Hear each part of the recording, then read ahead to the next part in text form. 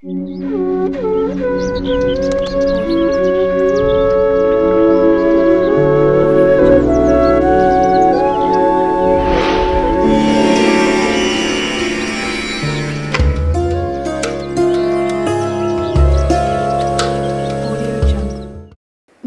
సంప్రదాయంలో ఆయా పూజాధికాలను నిర్వహించేటప్పుడు ముందుగా కలశాన్ని ఆరాధిస్తాం. ప్రతి పూజా కార్యక్రమంలో శుభకార్యాల్లోనూ కలశానికి చాలా ప్రాధాన్యత ఉంది. సంకల్పం తర్వాత కలశంలో ఆయా దేవతలను ఆహ్వానిస్తాం. కలశం అంటే నీటితో నింపిన ఘటం, అంటే చెంబు లేదా కుండ.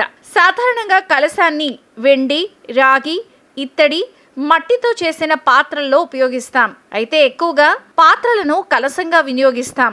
కలశంలో ఏ దేవుడు ఎక్కడుంటాడో చూద్దాం. కలశం ముఖ భాగంలో విష్ణుమూర్తి, కంఠంలో నీలకంఠుడు అంటే పరమశివుడు, మూలంలో బ్రహ్మదేవుడు, మధ్య భాగంలో మాతృకలు. కలశం గర్భంలో అంటే కలశంలోని జలంలో సప్త సముద్రాలు, 7 ద్వీపాలతో కూడిన భూమి, 4 వేదాలు, సకల దేవతలు కొలువై ఉంటాయి. కలశారాధన వల్ల మన పాపాలన్నీ హరించబడతాయి, పవిత్రమవుతాం. కలశారాధన సమయంలో పుణ్యనది జలాలను వినియోగిస్తాం. ఇక తెలిసింది కదా, కలశంలో ఆయా దేవత ఆహ్వానంతో ఆ ప్రదేశం అంతా కూడా పవిత్రమవుతుంది.